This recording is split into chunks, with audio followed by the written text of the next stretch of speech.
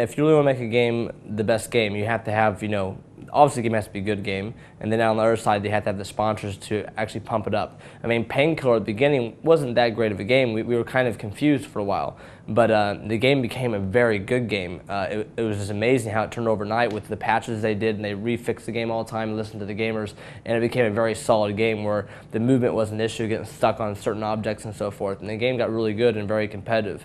And then obviously it's very easy with CPL and Intel sponsoring that $1 million purse prize. So, it was very easily to get mainstream media like 60 Minutes and MTV and everyone else covering and watching that finals.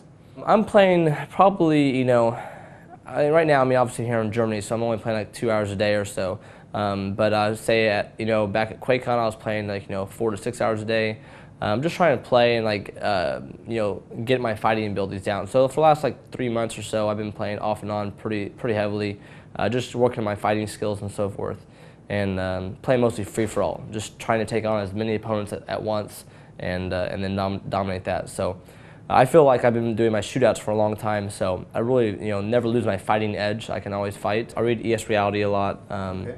I've been following them for a long time because they're pretty hardcore in the Quake community. And then also, obviously I got IRC and Talk Online and so forth. I just talk to a lot of my gamer friends just in general, but I would say Lava is like IRC or ESR.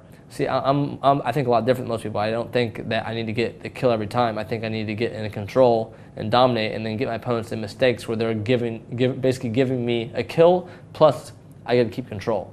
I'm really good at defense, but I'm crazy good at offense too. So I feel like I can switch at any moment. So, and that's what the game's all about, If you're behind, you have to be offensive, and when you're offensive, when you're ahead, you have to be defensive. But I feel like in the game, I can turn up the speed at any time, I'm never scared to turn it on. So I just choose my moments when to do it, because I'm always trying to figure out my opponent, He's expecting one thing, I'm doing another, So I'm trying to get inside his head and make him think. I'm trying to think what he's thinking before he does it, I'll probably play a lot of Modern Warfare 2, a lot. And then I'll probably play a ton of Wolfenstein.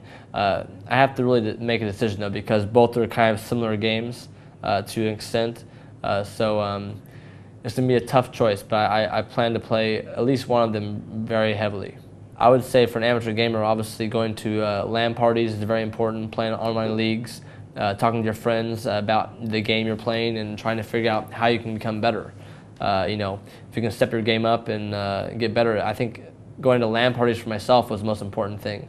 As for my company, continue to grow. My goal was to make Fatal1ty, to mean gaming. So when you see Fatal1ty on the shelf at the store or wherever, you just know it's for gaming. So it'll help you get in the game or play at the highest level. And that's kind of my goal. I'm working with Creative and OCZ very closely. We're making Fatal1ty RAM and power supplies. Also with Creative, we're making the Fatal1ty sound cards and headphones. And my goal is just to keep continuing on my product line, making products for gamers to use to increase their experience and immerse them into the game even more. So what I do is with the amount of money I make from Fatal1ty brand is I invest it back in the community and sponsor other gamers. I like to find gamers that deserve it, in the sense that they've already put their time in, they're already developed in the scene for a long time, and they deserve to be awarded for their hard efforts.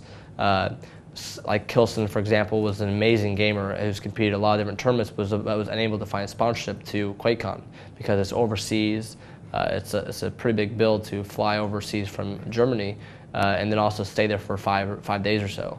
So that's kind of my goal, is trying to find people that deserve it and where the community would appreciate if that person could go. So most of my decisions are driven by the community and what they want.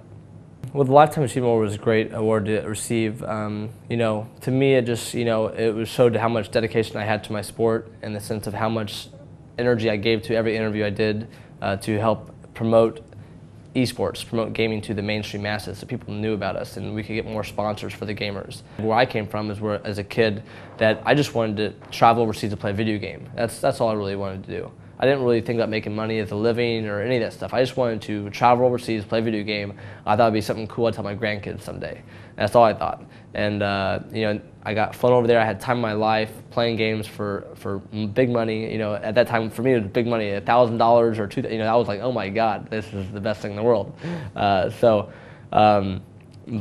now today, that's kind of what I've been focusing on, is sponsoring other gamers and giving them a chance to live the same dream I lived.